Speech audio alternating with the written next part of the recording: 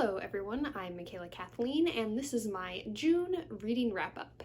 And first this month I read Sylvie and Bruno Concluded by Lewis Carroll. I talked about the first Sylvie and Bruno story in my previous month's wrap-up, which I will link below. And my feelings about Sylvie and Bruno Concluded are not that much different than my feelings about Sylvie and Bruno. Again, this is kind of a boring read for me that I sort of just slog through. And this one was a little bit different from the first one. It had a lot of chapters where it's just two characters talking and debating about a particular topic. The first one that I noticed like this, it was a chapter about like inheritance and charity, and the characters were kind of debating like, is it charitable if you get a prize for the charity? Kind of like charity's present day, if you give so much you get to have a t-shirt or whatever. Like, is that still charitable? Or is it only charitable if you're giving money without expecting some sort of a reward?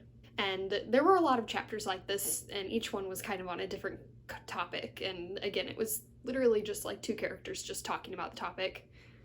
So it didn't really read like a story. It was more like Lewis Carroll just having an excuse to give his thoughts on different topics. It was interesting, but it wasn't really a story per se. And so yeah, that was kind of my main thoughts that I had while reading this one. But again, I'm not always super into stuff that was written a long time ago, and that holds true for Alice in Wonderland and Lewis Carroll's other works for me. Next, I continued my reread of The Inheritance Cycle by Christopher Paolini with the second book in the cycle, Eldest. Again, I talked about the first book in a previous wrap-up, which I will include below. And I'm still very much loving my reread of The Inheritance Cycle. I'm rereading it because I want to read the short stories that he came out with last year that take place in the same world of Allegasia. And I will potentially be talking about spoilers for the first and second book, but I won't talk about any spoilers for later books than that. And the second book, we get a new character perspective. The first book is all from Aragon's perspective. This book alternates between Aragon, his cousin Rorin, and Nazueda, the leader of the rebel group. And I will say, as a kid, I absolutely hated Rorin chapters. I found them so boring. And as a kid, I think chapters feel longer than they are. I was pleasantly surprised that his chapters were not as long as I remembered, and I did enjoy them more now that I'm older, but definitely as a kid, I had a big hatred for Rorin. I liked him as a character, but his chapters I just found very boring. The Nazueda chapters, however, I absolutely love those chapters. I love getting to see Elva. Nazueda is just one of my favorite characters. She is so intelligent, such a good leader, and it is so fun to watch her leadership process, watching her come up with the idea for making cheap lace using magic and using that to fund the Varden is just a moment that makes you really love her. And then, of course, I always enjoy Aragon's perspective as the main character. I probably wouldn't like the books if I didn't like his perspective. But going back to kind of my thoughts during the Rorin sections of the book, now that I'm older, I actually have a lot of sympathy for Sloane, who is kind of a villain character. He is Rorin's girlfriend's father, and he sort of sells Rorin out to the bad guys because he doesn't like that Rorin wants Katrina to go up into the mountains. He thinks it's too dangerous. And also he just doesn't really like Rorin and the fact that he's dating his daughter. And so as a kid, he was a huge villain character. Katrina ends up getting captured because of his actions and his almost starvation and blinding, etc. All the torture that he goes through. As a kid, I felt was so justified. I was all for it. But now that I'm older, I kind of sympathize for Sloane a little bit. He lost his wife in the mountains that Roran wants to send Katrina into, and he really is just trying to protect his daughter. The results end up bad, and even if his plan had gone the way he had hoped, it still would have been a terrible thing to be doing, but he was really just trying to protect Katrina. I also did not like Katrina growing up, and that kind of holds true. She really is a fine character. She doesn't have a whole lot of character development, I think, is part of the problem. But another part of the problem is that when she's fridged, which is a trope in which you put a female character in peril simply so that the male character will have something to fight for, the moment she's fridged just takes away all of her credibility as a character. But at the same time, I don't know exactly how it could have been handled differently.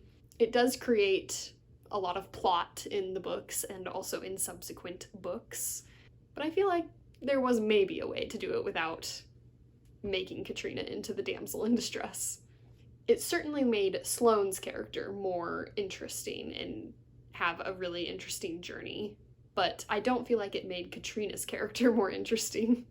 But moving on from the Roran side of the storyline and going on to Aragon, who is now with the elves in Ellesmere and receiving his training. I love this part of the book. It's so fun to see Ellesmere and learn more about magic, and Saphira's interactions with Gladir are very interesting. But I have always had some complaints about this section of the book. My first one being Islanzadi, the queen of the elves. She kind of sucks, for convenience sake.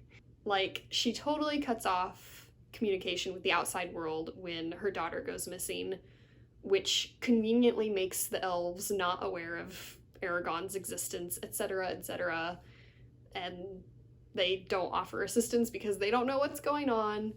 And yeah, there's just several things that Islanzadi does that are kind of questionable things for a queen to be doing, and it seems like they happen in order to cause problems.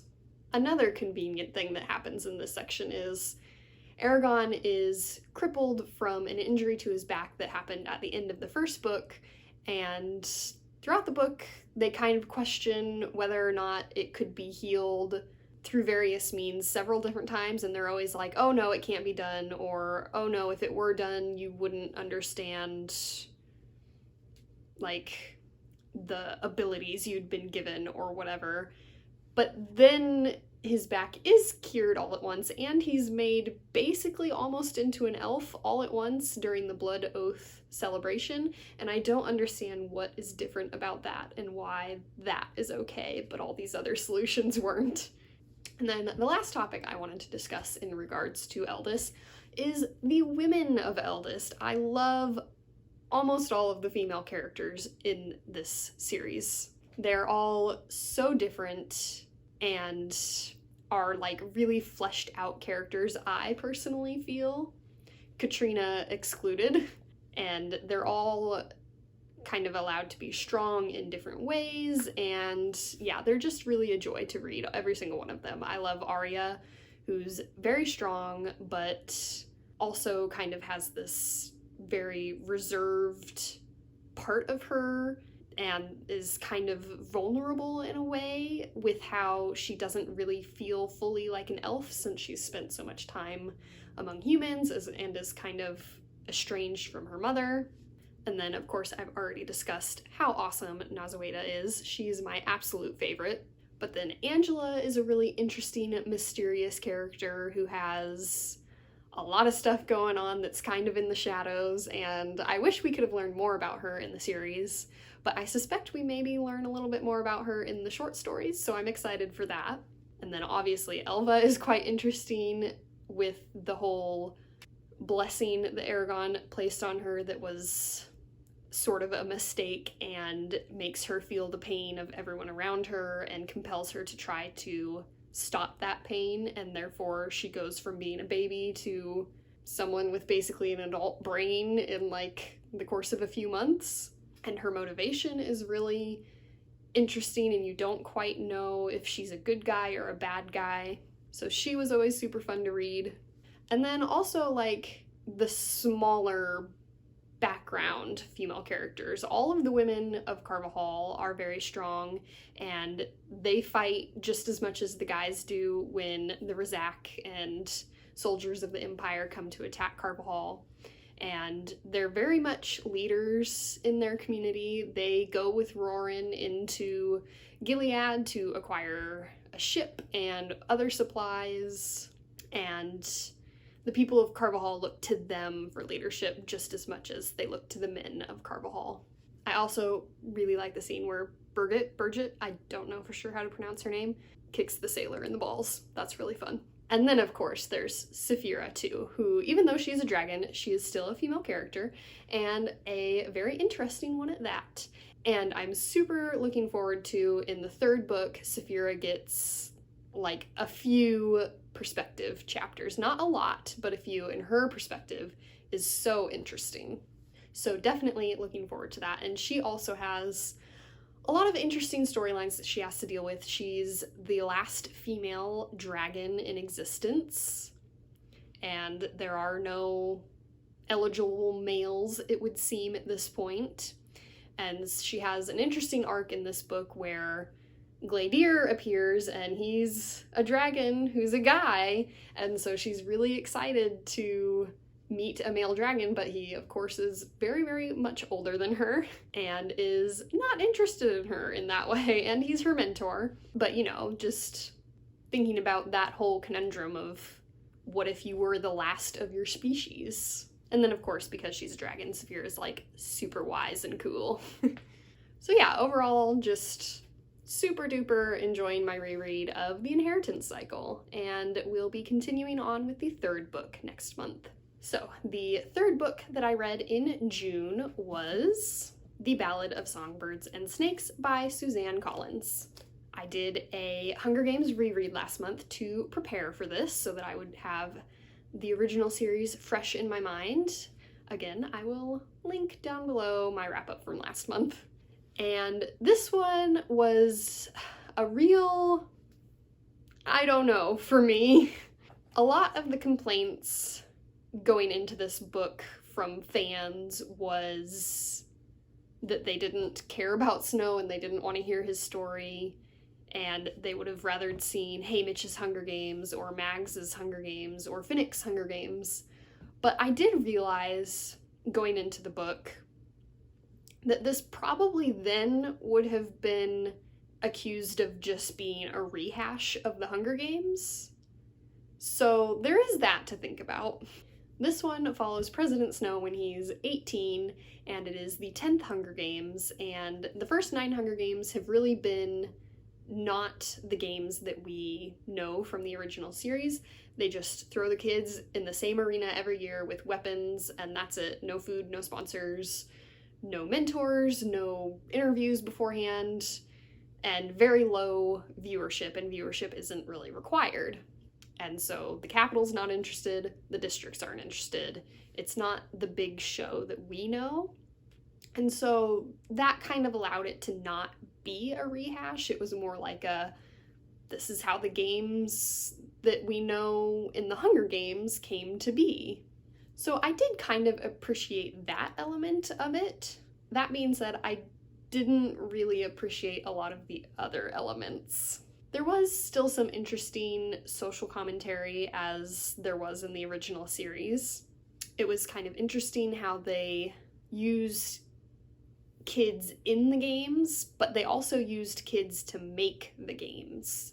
The senior class of Capital Kids are being mentors for their, like, senior project, and the original creator of the games is kind of manipulating them to come up with ideas for the games, which most of them don't even really support the games, but they're being used to make the games stronger. And there were some interesting echoes from the original series, some less obvious than, like, oh, here's the invention of Tesserae, or here's the invention of sponsors. There was one death in particular, Arachne's death, and the way it was her against her tribute kind of reminded me of Katniss when she was in District 2, and she tells the miner worker? No, he wasn't a miner worker. The guy from the mountain, the nut, that comes out from the tunnel after they blow up the mountain and is like, why shouldn't I kill you? And Katniss tells you, I can't give you a reason, but the Capitol just keeps making us fight each other. So this kind of, it just kind of reminded me of that. In this book, the Capitol kids and the District kids, you get to see really how much they've been programmed to hate each other, which in the original series, we didn't get to see that so much from Capitol kids because there weren't really any Capitol children characters. And also, I think by that point, they didn't so much hate the Districts as they just didn't even see the District kids as people anymore. They were just entertainment. And it was also interesting to see how the games really almost failed a whole bunch of times throughout this book because nobody really liked them or supported them. As I said, the Capitol kids were not for them, and so they were kind of always teetering on the games just falling apart and not being a thing anymore. So I feel like that kind of reflects how we're always teetering on some not so great things in our society. But with the more obvious references, like the invention of the sponsors and everything, like I get that was a way to just kind of show how the games came together and everything, and it made it different than the original series, and it showed kind of how these things happened. At the same time, it kind of felt a lot like weaponized intertextuality, which intertextuality is when a text speaks to another text, and it's getting like super popular now to have text refer to themselves, like with all these extended universes like the Avengers and everything. So it did feel kind of like that, like, oh, here's a book that's in the Hunger Games universe, so you're automatically supposed to like it, even if it doesn't add a whole ton to the story. Although that being said, I am kind of a sucker for intertextuality. I love it. So, meh. My biggest problem with the book, honestly, was the romance. I don't think we were supposed to think it was a healthy romance, but it was just so icky to read. And it was also just so icky feeling reading Snow going to Katniss's pond and being a part of District 12, and it just wasn't pleasant. And also, I don't know if it was super necessary. Like, I don't think Snow needed this backstory in order to be the terrible person that he is in the Hunger Games and in order to go after Katniss the way he did. Like, I think he would have wanted to hold on to his power even if there wasn't this whole backstory where he had this romance with someone who is very likely related to her grandmother or whatever. So yeah, I apologize for this sort of disorganized just flow of thoughts on the Ballad of Songbirds and Snakes. I did come out kind of feeling very questionable about it. I liked reading it. I like Suzanne Collins' writing style. I like the Hunger Games world, obviously. I love the original series. And so in that sense, it was easy and fun to read because I have this history with it. But looking at it critically, I come out kind of feeling, as I said, middle of the road about it, I guess. Kind of not knowing what to think of it. So I definitely would love to hear your thoughts on the Ballad of Songbirds and Snakes. Please leave comments down below. And now we can finally move on to the final book that I read this month, which was The Edge of Anything by Nora Shalloway Carpenter. I got this book from my Once Upon a Book Club box. So I do have a video coming out sometime. I haven't started editing it yet, but sometime, doing a whole unboxing and giving my thoughts as I read the book. And so I'm not actually going to comment on it too much in this video. I will say that I did definitely enjoy it. It is a book with 2 points of views. One is a girl who's a volleyball player, but she gets diagnosed with heart condition and is no longer able to play. And then the other girl is struggling with OCD and also a recent traumatic thing in her past. It's a big mystery, so I won't reveal it, that is kind of exacerbating her symptoms. So I really enjoyed both perspectives and definitely an enjoyable read. But like I said, I have a video coming out soon, which I go into much more detail about it. So these are the 4 books that I read this month. Let me know what you've been reading, whether or not you've read The Ballad of Songbirds and Snakes, and what you thought. And thanks for watching. Remember, words matter.